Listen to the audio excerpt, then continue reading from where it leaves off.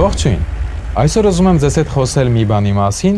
որը հաճախ թվում է բարդ գիտություն, բայց իրականում շատ պարզ է, թե նայենք դրան ճիշտ անկյունից։ Խոսքը տնտեսության մասին է։ Շատերը տնտեսությունը պատկերացնում են իբրև մութ անտառ, տոկոսադրույքներ, բանկեր, ճգնաժամեր, գնաճ դեֆոլտ, ու թվում է, թե դա միայն մասնագետների համար է։ Բայց իմ փորձից ասեմ, որ տնտեսությունը կարելի է հասկանալ որպես ավտոմեքենա։ Մեքենան ինչ-որ կախարդական բան չէ, այն ունի դետալներ, ունի շարժիչ, վառելիք, ու եթե հասկանում եք ինչ է ինչի հետ է կապված, սկսում եք ավելի սթափ հասկանալ, թե ինչ է կատարվում աշխարհում եւ ինչու։ Ես ձեզ հետ կիսվելու եմ մի պարզ, բայց շատ գործնական ձևանմուշով,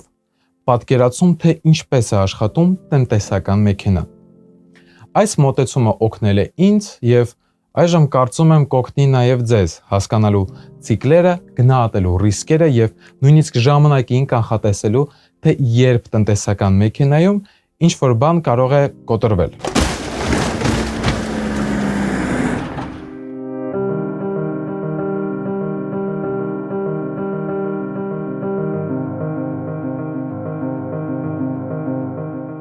Եկեք պայմանավորվենք մի բանի շուրջ։ Ես հիմա չեմ փորձելու ձեզ ծանրաբեռնել բարդ տերմիններով։ Մենք կխոսենք ավելի պարզ լեզվով, շատ օրինակներով, որ դուք տեսնեք, սա իրական կյանք է, ոչ թե միայն գրաֆիկներ։ Սկսենք ամենապարզ բանից, գործարքից։ Տնտեսությունը բոլոր գործարքների գումարն է, իսկ գործարքը շատ պարզ է։ Կա գնորդ եւ կա վաճառող։ Դուք գնում եք հաց, գնում եք սուրճ, վճարում եք տաքսիի համար, դուք էլ եք գործարք անում։ Ամեն օր եւ այդպես շարունակ։ Գործարքի էությունը սա է. գնորդը տալիս է փող կամ վարկով վերցրած գումար, ու ստանում է ապրանք, ծառայություն կամ ֆինանսական ակտիվ։ Եվ կարևորը հենց այստեղ է։ Վարկը ծախսվում է նույնպես ինչպես փողը։ Եթե դուք քարտով եք վճարում կամ ապառիկ եք վերցնում, այդ պահից ձեր սպառումը նույն ազդեցությունը ունի, ինչ կանխիկ վճարումը։ Այսինքն ընդհանուր ծախսը բաղկացած չէ միայն փողից, այլ նաև վարկից։ Եվ հենց այդ ընդհանուր ծախսն է մեքենայի վառելիքը։ Մի պատկերացրեք սա շատ ակադեմիական, պարզապես հասկանանք ինչպես է այս ամենը փոխկապակցված։ Եթե մարդիկ սկսում են քիչ ծախսել, խանութները քիչ են վաճառում, բիզնեսների եկամուտը նվազում է, նրանք սկսում են կրճատել ծախսերը, աշխատատեղերը եւ տեղի ունենում շղթայական ռեակցիա։ Իսկ եթե մարդիկ սկսում են ավելի շատ ծախսել, հակառակը։ Եթե ընդհանուր ծախսերը բաժանենք ամբողջ վաճառված ապրանքների քանակի վրա, ստանում ենք գինը։ Այսքանը։ Սա է գործարքը։ Եվ հիմա մի կարևոր հետևություն։ Եթե ուզում եք հասկանալ տնտեսությունը, առաջին հերթին պետք է հասկանանք ինչն է գործարքների շարժող ուժը։ Տնտեսության մեջ գործարքներ կատարում են բոլորը՝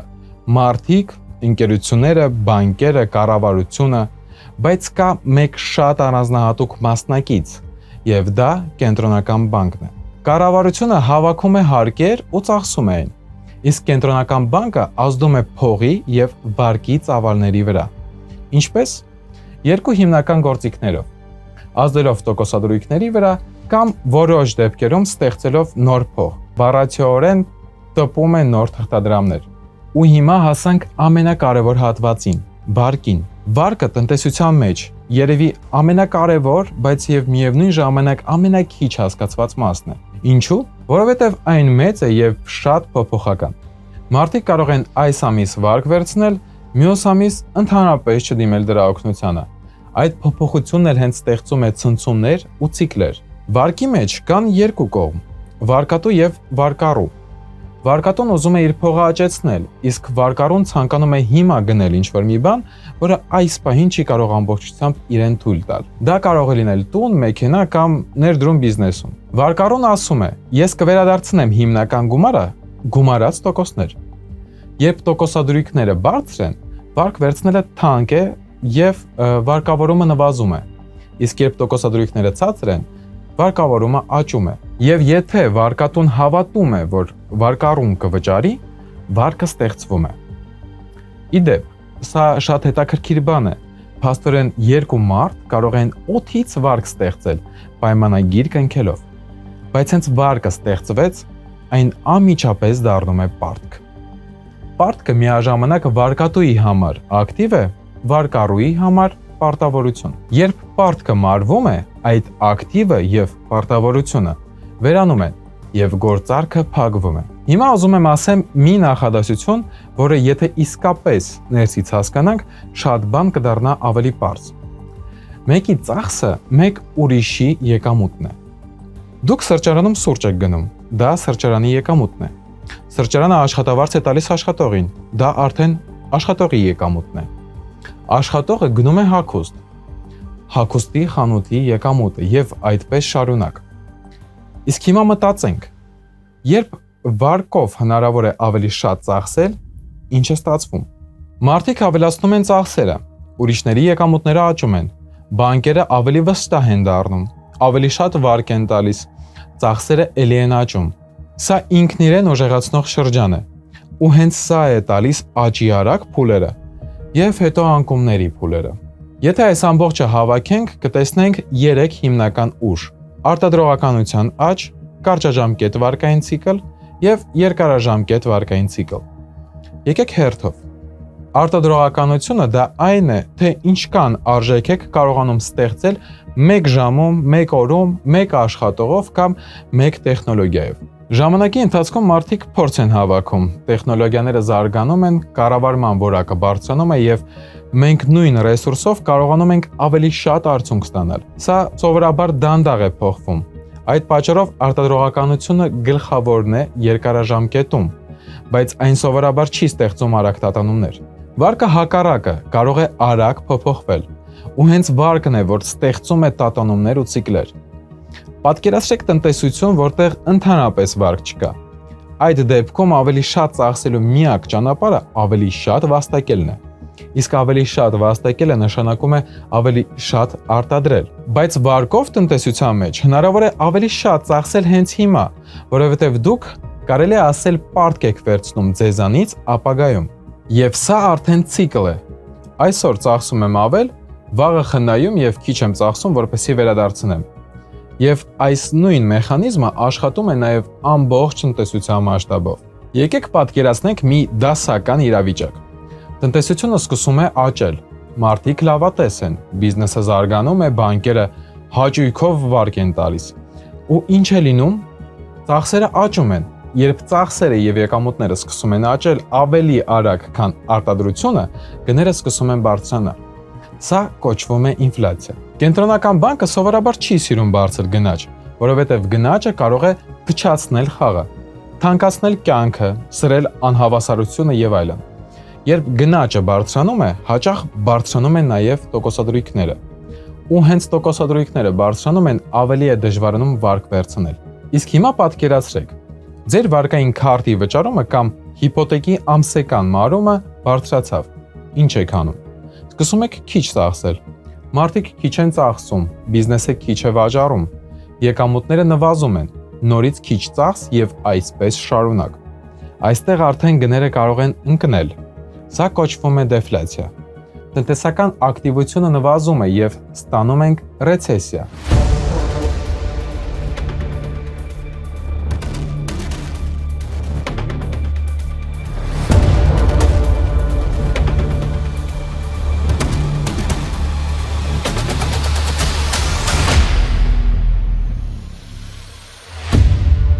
Եթե ռեցեսիան ծանր է եւ գնաճը այլևս վտանգ չէ, կենտրոնական բանկը սովորաբար իջեցնում է տոկոսադրույքները, որպեսզի վարկը նորից դառնա վառելիք եւ սնուցի տնտեսությունը։ Ու ցիկլը նորից սկսում է աճել։ Այսպես է աշխատում կարճաժամկետ վարկային ցիկլը։ Հեշտ վարկ՝ վերելք, դժվար վարկ՝ ռեցեսիա, տոկոսադրույքների իջեցում՝ նոր վերելք։ Սովորաբար այս ցիկլը տևում է մոտ 5-ից 8 տարի։ Եվ ահա ամենակարևոր դիտարկումներից մեկը։ Ամեն հաջորդ վերելքի ժամանակ մարդիկ սովորաբար ավելի շատ պարտք են վերցնում, քան նախորդ անգամ։ Մարդկային բնույթն է։ Մենք հակված ենք վայելել աճը ու հետաձգել ցավոտ կարգապահությունը։ Տասնամյակներով կարճ ցիկլերի ընթացքում պարտքը կարող է աճել ավելի արագ, քան եկամուտները։ Դա ստեղծում է այն, ինչ կարող ենք անվանել վարկային ծանրաբեռնվածություն։ Սկզբում դա խնդիր չի թվում, որովհետև եկամուտներն էլ են աճում, ակտիվների գներն էլ են բարձրանում։ Մարդիկ տեսնում են միայն այն, ինչ իրենց աչքի առաջ է։ Աշխատավարձերը բարձրանում են, անշարժ գույքը թանկանում է, ֆոնդային շուկան աճում է ու թվում է ամեն ինչ հոյակապ է։ Այս պահին շատերին գրավում է հետևյալ միտքը. եթե ամեն ինչ թանկանում է, կարող է պարտքով գումար վերցնեմ եւ ակտիվ գնեմ։ Եվ հենց այստեղ կարող է ձևավորվել փուչիկ, երբ մարդիկ անխոհեմ կերպով, չափազանց շատ վարկով ակտիվներ են գնում գների աճի վրա խաղալով։ Բայց սա հավերժ չի տևում, քանի որ պարտքի վճարումները ժամանակի ընթացքում մեծանում են։ Մի պահ է գալիս, երբ պարտքի սպասարկումը սկսում է աճել ավելի արագ, քան եկամուտները։ Այդ պահին մարդիկ ստիպված են կրճատել ծախսերը։ Ծախսերը նվազում են, եկամուտները նվազում են, վարկունակությունը ընկնում է, վարկը պակասում է, ու ցիկլը շրջվում է հակառակ ուղղությամբ։ Սա երկարաժամկետ ցիկլի գագաթնակետն է։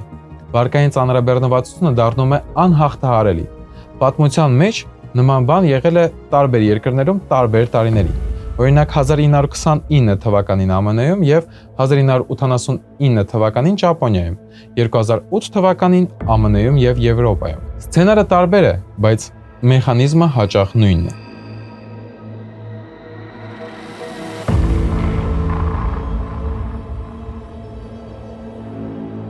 Երբ երկարաժամկետ ցիկլը շրջվում է, սկսվում է այն փուլը, որը սովորաբար կոչվում է deleverage։ Նույն ինքը պարտքի կրճատման փուլը։ Ինչ է լինում deleverage-ի ժամանակ։ Մարդիկ քիչ են ծախսում, եկամուտները նվազում են, վարկը անհետանում է, նոր վարկ չի ստեղծվում, հներներ փակվում են։ Ակտիվների գները ընկնում են, բանկերը ճնշվում են, շուկայում վախ է առաջանում, աճում է սոցիալական լարվածությունը եւ ամենավատն այն է, որ այս փուլը կարող է ինքն իրեն զարգացնելով առաջացնել արատավոր շրջան։ Քիչ ծախս, քիչ եկամուտ, քիչ վարկ,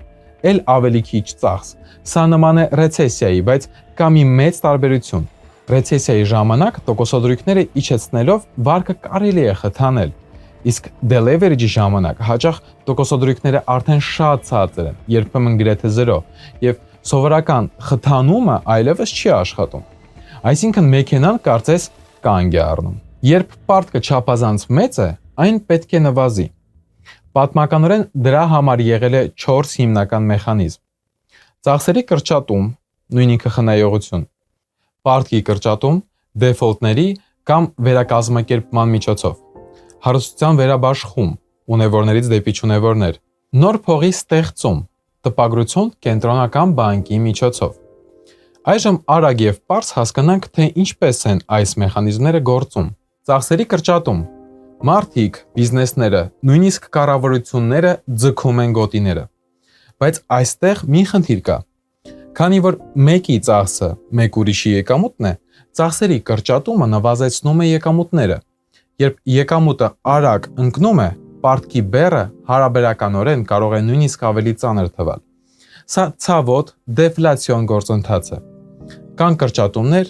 եւ կա գործազրկություն։ Հաջորդը դա պարտքի կրճատումն է։ Խոսքը գնում է դեֆոլտի կամ վերակազմակերպման մասին։ Որոշ վարկառուներ չեն կարողանում վճարել, բայց եթե վարկառուի պարտքը վարկատուի ակտիվն է, ապա դեֆոլտը նշանակում է, որ վարկատուի ակտիվը կամ քչանում է, կամ էլ արժեզրկվում։ Օրինակ, դուք բարում ինչ-որ բան եք վերցրել, խոստանալով, որ հետո կվճարեք։ Ձեր խոստումը բարի համար ակտիվ է։ Եթե դուք ձեր խոստումը չպահեք, այդ ակտիվը այլևս չունենում որևիցե արժեք։ Այդ պատճառով հաճախ տեղի ունենում վերակազմակերպում։ Փոխվում են ակտիվի յուրացման պայմանները։ Ավելի երկար ժամկետ, ավելի ցածր տոկոս, մասամբ զիջումներ։ Վարկատուն նախընտրում է գոնե ինչ-որ բան, ոչնչի փոխարեն։ Բայց սա էլ է ցավոտ եւ դեֆլացիոն տնտեսության համար։ Փորձենք դիմել հարստության վերաբաշխմանը։ Deleverage-ի ժամանակ պետության հարկային եկամուտները նվազում են, իսկ ծախսերի պահանջը աճում է։ Գործազրկություն, աջակցություն, խթանման ծրագրեր։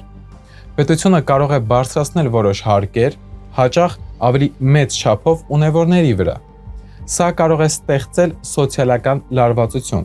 Չունևորները կարող են ատել ունևորներին, ունևորները դժգոհել հարկերից։ Եթե երկար տևի, կլինեն քաղաքական եւ սոցիալական սրացումներ։ Եվ վերջապես էմիսիա, նոր փողի տպագրություն։ Երբ վարկը վերանում է, տնտեսությանը փող է պետք, որպեսզի գործարքները շարունակվեն։ Ով կարող է ստեղծել նոր փող։ Կենտրոնական բանկը։ Տոկոսադրույքները իջեցնելուց հետո, երբ դա էլ բավարար չէ, կենտրոնական բանկը կարող է գումար ստեղծել եւ տարբեր մեխանիզմներով գնել ֆինանսական ակտիվներ կամ պետական պարտատոմսեր, համակարգը թթվածնով սնուցելու համար։ Բայց այստեղ կա մի կարևոր նրբություն։ Կենտրոնական բանկը հիմնականում աշխատում է ֆինանսական համակարգով, իսկ իրական մարդկանց եկամուտներին ուժեղ ազդելու համար հաճախ անհրաժեշտ է նաեւ կառավարության դերը, ծախսերով, ծրագրերով եւ աջակցությամբ։ Սրանով մենք հասնում ենք մի հետաքրքիր գաղափարի։ Deleverage-ը կարող է լինել կամ կոշտ, կամ կարող է լինել գեղեցիկ, այսինքն ավելի կառավարելի եւ քիչ վնասով։ Գեղեցիկ deleverage-ի դեպքում պարտքերը նվազում են եկամուտների համեմատ, իրական աճը մնում է դրական կամ արագ վերականգնվում է, իսկ գնաճը չի դառնում անկառավարելի խնդիր։ Սրա համար պետք է այս 4 մեխանիզմների ճիշտ համադրությունը։ Ոչ միայն խնայողություն, ոչ միայն տպագրություն, ոչ միայն հարկեր, այլ հավասարակշռություն։ Որպեսզի համակարգը չմտնի կամ խորը դեֆլյացիայի կամ վտանգավոր բարձր ինֆլյացիայի մեջ։ Հաճախ հարցնում են. եթե փող տպեն, հաստատ գնաճ չի լինի։ Պատասխանն ավելի նուրբ է։ Եթե տպագրությունը ուղղված է այն բանին, որ փոխհատուցի վարկի կտրուկ անկումը, ապա պարտադիր չէ, որ անմիջապես հսկայական գնաճ լինի։ Հիշեք, տնտեսության շարժիչը ծախսերն են։ Կանխիկ ծախսված 1 դրամը նույն ազդեցությունը ունի, ինչ վարկով ծախսված 1 դրամը։ Եթե վարկը ընկնում է, նոր փողը կարող է պարզապես պահել համակարգը, որպեսզի այն չփլուզվի։ Բայց նաև ճիշտ է պնդումը, որ տպագրությունը հեշտ է չարաշահել։ Եթե չափը անցնենք, կարող են ստանալ անընդունելի բարձր գնաճ, այսինքն կրկին գալիս ենք նույն գաղափարին՝ հավասարակշռություն։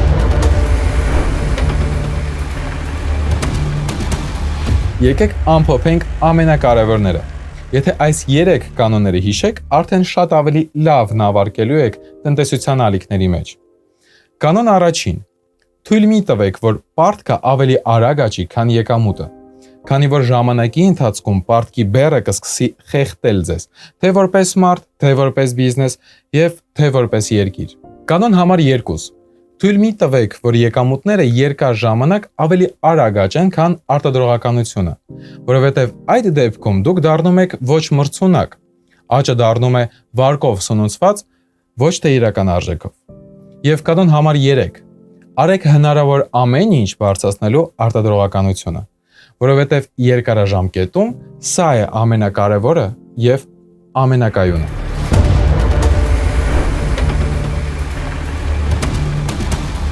Եթե տնտեսությանը նայեք որպես մեքենայի, ոչ թե որպես կախարդանքի, շատ բան ավելի պարզ կդառնա, եւ դուք կսկսեք տարբերել ինչն է աղմուկ, իսկ ինչը իրական շարժիչ ուժ։ Այսքանը տնտեսության մասին պարզ եւ մատչելի։ Հետևեք մեզ YouTube-ում եւ Telegram-ում։ Կհանդիպենք։